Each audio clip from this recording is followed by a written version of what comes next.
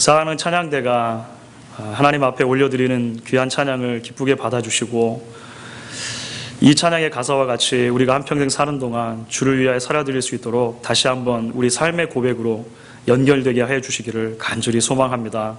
하나님, 이 시간에 우리가 말씀 듣기를 원합니다. 우리의 마음을 열어주시기를 원하고 우리의 귀를 열어주시기를 원합니다. 그리하여서 하나님의 말씀이 우리의 마음밭에 떨어질 때에 주의 나라를 위하여서 온전하게 결실을 맺을 수 있도록 하나님 인도하여 주시옵소서. 부족한 종을 주께서 사용하여 주시기를 간절히 기대하오며 예수님의 이름으로 기도했습니다. 아멘. 지금은 22회 동계올림픽이 한창입니다. 동계올림픽의 여러 종목들이 있고요. 또 모든 종목들이 등수를 가리지만 그 중에서도 쇼트트랙이라고 하는 그 경기만큼 이 등수 다툼이, 등수 싸움이 치열한 경기가 없는 것 같습니다. 같은 빙상 위에서 펼쳐지는 다른 경기들을 하고 비교를 해보면 더욱 우리가 실감이 나게 되는 것 같아요. 여러분들 그 스피드 스케이팅이라고 아시죠? 그 속도를 다투는 것인데요. 스피드 스케이팅은 한 번에 두 선수씩을 뛰게 합니다. 그렇죠. 두 선수가 자기에게 정해진 트랙을 완주를 하면 이제 그 들어온 순서들에 따라서 이제 그 기록으로 등수를 매기게 되는 그런 기록 경기가 되는 것입니다. 피겨 스케이팅 같은 경우는 어떻습니까? 한 번에 한 명의 선수나 또는 한 팀만이 빙상 위에서 연기를 펼칩니다. 그래서 한 팀의 또는 한 개인의 연기가 끝나면 점수를 매기고요. 그렇게 해서 여러 팀들이나 개인이 이 점수를 가지고 등수를 매기는 그런 경기가 됩니다. 그런데 쇼트트랙이라고 하는 경기 하는 거 보셨죠? 한 번에 여러 명의 선수가 우르르 출발합니다. 그리고 처음에 출발 전만 다르지 같은 트랙을 공유하기 때문에요. 이 경기를 하는 동안에 서로의 자리 다툼이 얼마나 치열한지 모릅니다. 그래서 그렇게 자리 다툼을 하다 보면 서로 몸이 부딪혀가지고 넘어지기도 하고요. 그렇게 해서 가해자든 피해자든 간에 이게 실격이 돼요. 그렇게 돼서 보는 동안 내내 얼마나 이 손에 땀을 쥐게 하는 그런 박진감 넘치는 경기인지 알 수가 없습니다.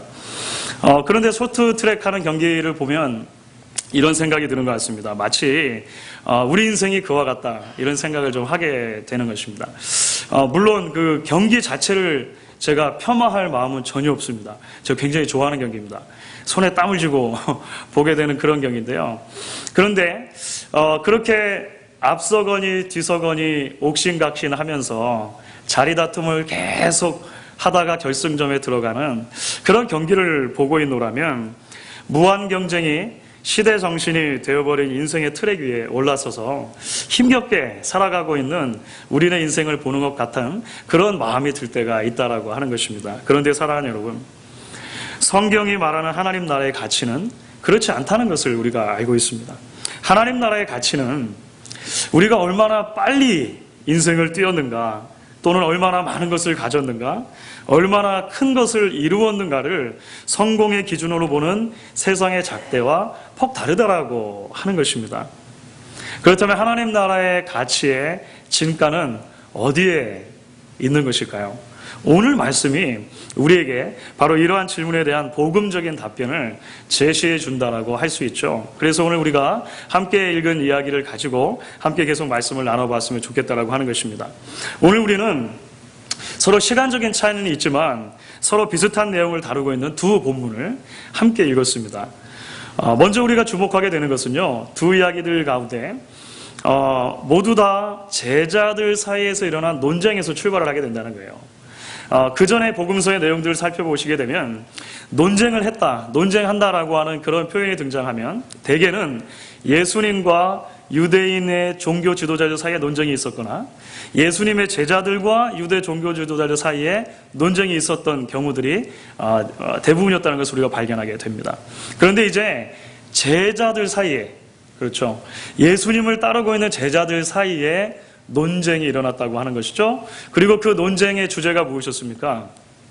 놀랍게도 자리에 대한 것이었습니다. 자리. 오늘 첫 번째 이야기를 살펴보시면 예수님께서 제자들에게 너희가 노중에서 서로 토론한 것이 무엇이냐 이렇게 물었다고 되어 있죠. 예수님의 이 말씀을 들은 제자들이 마음이 뜨끔했습니다. 왜냐하면 제자들이 길 위에서 서로 논쟁했던, 서로 다른 의견을 가지고 계속해서 옥신각신했던 문제가 있는데요. 그것이 다름 아닌 누가 크냐의 문제였기 때문에 그렇습니다. 그러니까 누가 크다, 누가 크냐라고 이 주제가 있었다는 것 자체가 우리에게 무엇을 전제하게 해줍니까? 그들이 서로 비교했다는 거죠. 그렇죠. 비교하지 않으면 더 크냐 더 작냐 이렇게 이야기할 필요가 없지 않습니까? 비교했습니다. 비교하다 보니까 서로 경쟁하게 되었다라고 하는 것입니다. 두 번째 이야기를 보시게 되면 예수님의 12 제자들 중에 이제는 특별히 2명의 제자들이 예수님께 나와서 청탁을 한 사건을 기록하고 있습니다. 형제였어요. 형제가 예수님의 제자가 됐는데요. 야고보와 요한입니다. 이들이 이제 예수님께 나와서 요구한 내용은 보다도 노골적이죠. 오늘 10장 37절 보시면 이렇게 기록이 되어 있습니다. 여짜오되 주의 영광 중에서 우리를 하나는 주의 우편에 하나는 좌편에 앉게 하여 주옵소서. 여기서 사용된 그 영광 중에서라는 말은요, 관용어구에 가까운데요. 당신께서 왕좌에 오르실 때에 라고 하는 의미가 있어요. 그러니까 지금 이 2명의 제자들이 예수님께 말하는 것은 이거죠. 메시아이신 주님께서 권력을 잡으실 때가 올 텐데 그때가 되면 예수님이 만드실 그 나라에 내각의 수장으로 우리를 삼아주시면 좋겠습니다. 이렇게 부탁을 한 겁니다. 그러니까 청탁을 한 것입니다. 그런데 이후에 다른 10명의 제자들이 이야기를 들었다고 되어 있죠. 다른 10명의 제자들이 이야기를 듣고 보인 반응이 무엇입니까? 성경은 분노했다고 되어 있습니다. 분노했다. 그러니까 이게 무슨 말입니까? 여전히 이 제자들이요, 서로 계속 서로를 비교하고 있는 것입니다. 아직도 누가 더 큰가? 우리의 보스이신 예수님이 나중에 나라를 하나 차리게 되면, 그렇죠, 나라를 하나 세우게 되면 그 나라에서 누가 더 요직에 앉을 것인가, 이런 문제로 계속해서 옥신각신했다라고 하는 것을 발견하게 됩니다. 사랑하는 여러분, 우리는 이러한 제자들의 모습 속에서 사실 우리 자신의 모습을 발견하게 되죠. 인간은 어쩌면 태어나면서부터 다른 사람과 끊임없이 비교하고 경쟁하는 그런 존재들인지 모르겠습니다. 저희 새 아들을 키우는 동안에, 지금보다 좀 더 어렸을 때인데요, 식탁에서 아주 놀라운 일이 일어나는 것을 종종 발견합니다. 반찬으로 계란말이가 나와요. 엄마가 맛있게 나눠 먹으라 하고 계란말이를 해주면요, 한 녀석이 집어먹고 또 다른 녀석이 집어먹고 이렇게 하다 보니까 점점 개수가 줄어들지 않습니까? 이때 놀라운 일이 생기는 것입니다. 아이들이 입에 있는 것을 빨리 씹어 삼키기 시작해요. 얼른 먹는 겁니다. 그러다가 점점점 개수가 줄어들면 이제 어떻게 합니까? 더 놀라운 일이 벌어지죠. 양손에 2개씩. 이거를 누가 가르쳐 줬습니까? 가르쳐 주지 않아요. 그렇죠? 아니, 예전같이 못 먹는 때도 아니고 요즘같이 풍성한 때에도 누가 가르쳐 주지 않아도 아들이 셋이나 있다 보니까 서로 눈치를 보면서 먹는 것을 비교하고 경쟁하더라고 하는 거예요. 사실 비교하지 않으면 경쟁할 필요도 없습니다. 그렇지 않습니까? 자기 혼자 밥 먹으면서 경쟁하는 사람이 있습니까? 시계 계속 보면서 오늘은 10초, 내일은 꼭 5초 때 끊어야지, 이런 사람 별로 없잖아요. 비교를 하니까 경쟁을 하게 된다라고 하는 것이죠. 그런데 이러한 비교와 경쟁의 모습이 사실 자연스럽게 우리 교회 안에도 들어와 있는 것을 발견하게 됩니다. 사실 우리는 얼마나 많은 경우에 끊임없이 나와 다른 사람을 비교하느냐라고 하는 거예요. 비교하면서 우리는 한 교회 안에서도 누가 더 중요한 일을 하는가, 누가 더 큰 일을 하는가, 누가 더 많은 시간을 들이고 누가 더 많은 돈을 드리는가, 경쟁하게 되지 않느냐라고 하는 것입니다. 그러면서 쉬지 않고 제자들이 떠올렸던 그 질문이 있지 않습니까? 누가 더 큰가? Who is the greatest? 누가 더 큰가? 누가 가장 큰가? 계속 마음속에 품게 된다라고 하는 것입니다. 이러한 경쟁이 교회 안에서만 일어나는 것도 아닌 것 같습니다. 교회와 교회 사이에도 일어나는 것 같아요. 그렇죠? 우리는 그래서 끊임없이 우리 교회와 다른 교회를 비교하게 돼요. 우리에게 있는데 다른 교회 없는 것은 무엇인가? 다른 교회 없는데 우리에게 있는 것은 무엇인가? 자꾸 비교하고 비교 속에 경쟁하게 된다라고 하는 것입니다. 그런데 사랑하는 여러분, 예수님께서 이러한 비교와 경쟁을 기뻐하지 않으셨다는 사실을 우리가 오늘 좀 주목을 해보면 좋겠습니다. 예수님께서 제자들 사이에 있는 그런 비교와 경쟁을요, 선의의 경쟁이 있을 수도 있지, 이렇게 이야기하지 않으셨다라고 하는 거예요. 우리는 물론 어떤 하나의 문제에 대해서 서로 다른 의견과 생각을 가질 수 있습니다. 그렇죠. 누구나 다 획일화된 그런 생각을 가질 수는 없지 않습니까? 우리나라 사람들이 식당에 가서 음식을 사 먹을 때 평생 동안 풀리지 않는 숙제 같은 것이 있습니다. 짜장면인가 짬뽕인가 이런 거예요. 된장찌개인가 김치찌개인가, 물냉면인가 비빔냉면인가, 있지 않습니까? 군만두인가 물만두인가, 여러 가지가 있겠죠. 여러분, 그런데요, 이런 선택의 문제에 있어서는요, 결국은 내가 좋아하는 대로 선택을 하게 됩니다. 그렇죠? 그리고 선택한 거 그냥 맛있게 먹으면 되는 거예요. 물론 이제 우리가 다 통일해 이렇게 말할 때도 많이 있습니다만, 사실은 우리는 그냥 선택하고 선택한 것을 먹으면 되는 것이죠. 그것은 사람에 따라 다를 수 있고 사람에 따라 다를 수 있다는 것을 그냥 인정하면 되는 것입니다. 그런데 여러분, 예수님께서는 제자들이 누가 더 큰가의 문제를 가지고 서로 다른 의견을 가지고 옥신각신할 때 그 문제를 단순하게 그 정도의 의견 충돌로 보지 않으셨다라고 하는 것입니다. 그렇지 않습니까?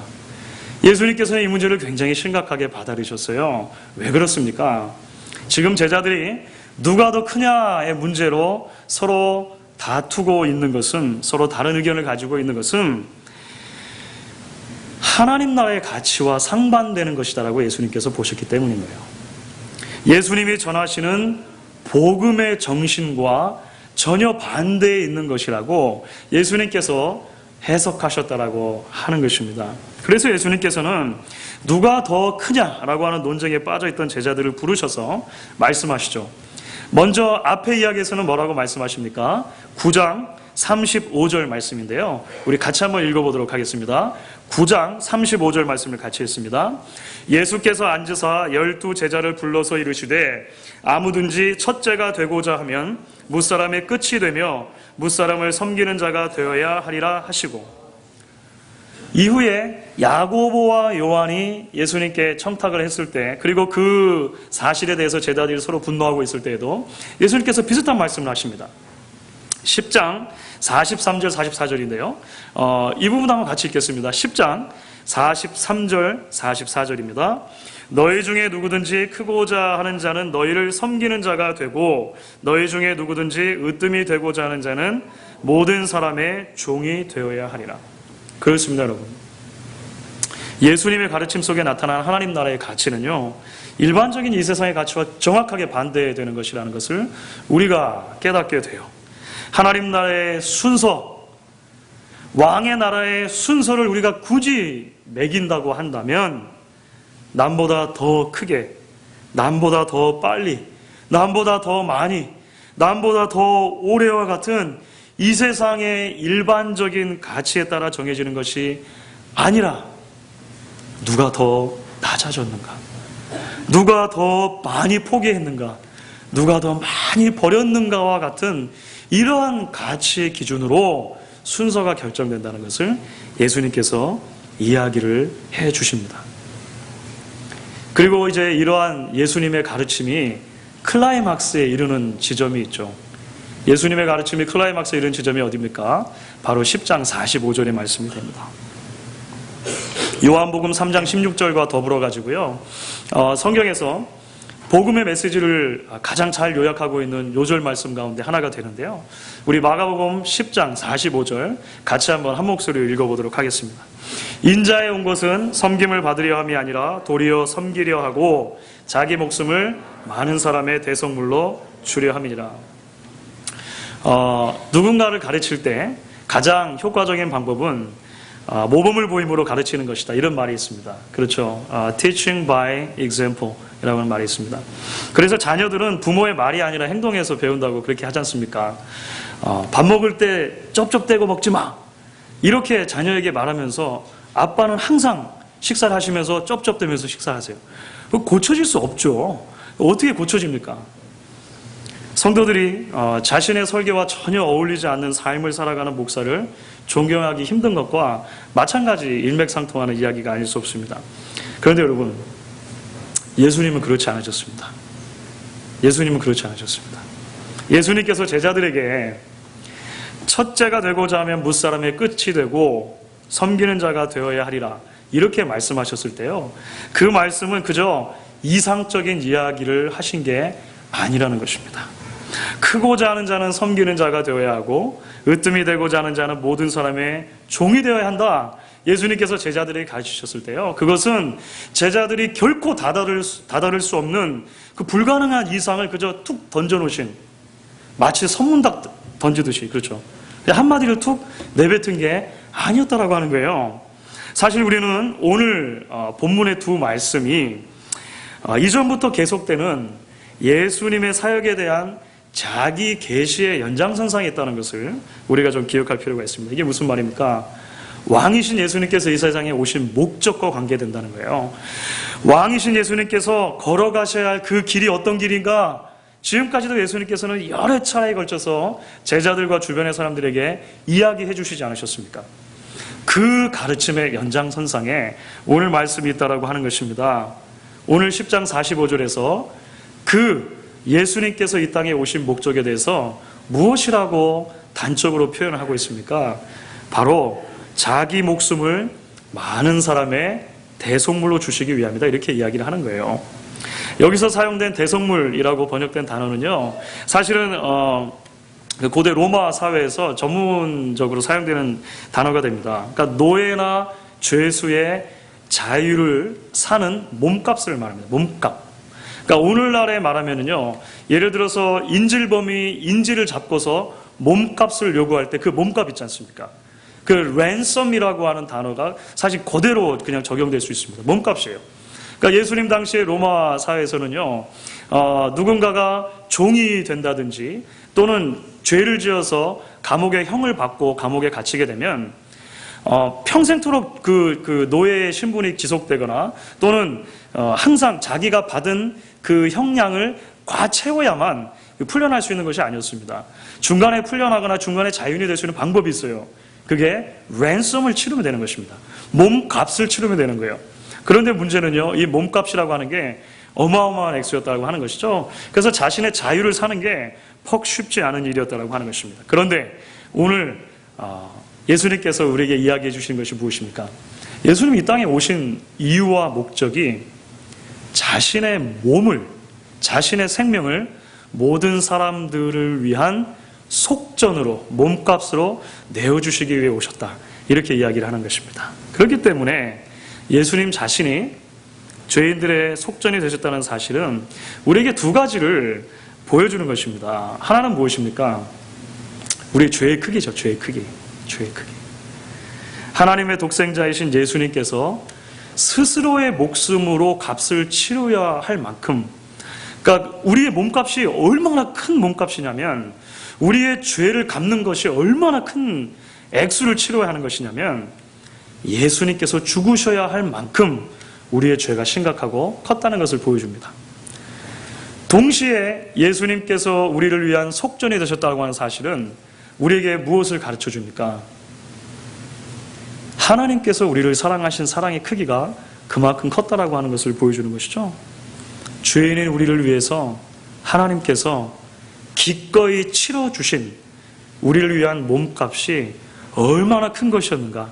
자신의 가장 귀한 아들 예수 그리스도를 십자가에 못 박게 하시고 그 십자가에서 죽게 하시는 그 값을 치러야만 저희가 구속될 수 있다는 이 놀라운 사실 앞에 우리는 하나님의 큰 사랑의 크기를 보게 된다라고 하는 것입니다. 사랑하는 성도 여러분, 저와 여러분이 바로 이러한 사랑을 받은 존재들이라고 하는 사실을 믿으십니까? 예수님께서 섬김의 삶을 사시고 섬김의 죽음을 죽으신 이유가 바로 저와 여러분을 죄에서 구원해서 하나님 나라의 백성들이 되게 함이었다라는 사실을 믿으시냐라고 하는 것입니다. 사랑하는 여러분, 이제 이러한 복음의 진리가 조금 더 우리를 한 걸음 내딛게 만든다는 사실을 오늘 말씀 속에 발견하게 돼요. 그것이 무엇입니까? 예수 그리스도께서 값을 치르고 사신 성도들에게 예수님께서는요, 이제 그와 같은 동일한 삶의 자세를 요구하신다라고 하는 것입니다.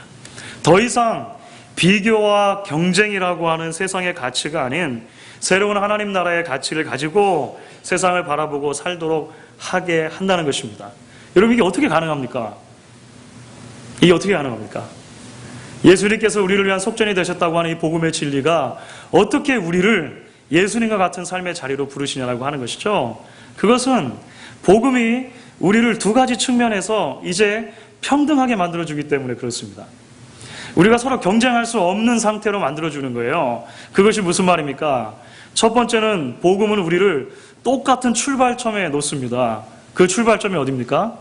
모두가 다 죄인이라고 하는 거예요. 모두가 다 죄인이라고 하는 것입니다. 우리가 좀 서로 비교하면서 누가 더 큰가, 누가 더 나은가 비교할 수 있지만 하나님께서 보실 때에 하나님 없이 살아가는 모든 사람은 똑같은 크기의 죄인이라고 하는 것입니다. 우리는 죄의 크기를 서로 경중을 따질 수 있지만 하나님께서 보실 때 같다는 거죠. 그래서 복음은 우리 모두를 다 똑같은 출발점에 서게 한다라고 하는 것입니다. 그런데 여러분, 놀라운 일이 있습니다. 복음은 우리를 똑같은 출발점에 세울 뿐만 아니라 똑같이 결승점을 통과하게 만들어줍니다. 왜 그렇습니까? 우리 모두가 다 죄인이기 때문에 우리 모두가 다 예수 그리스도가 필요하다라고 하는 거예요.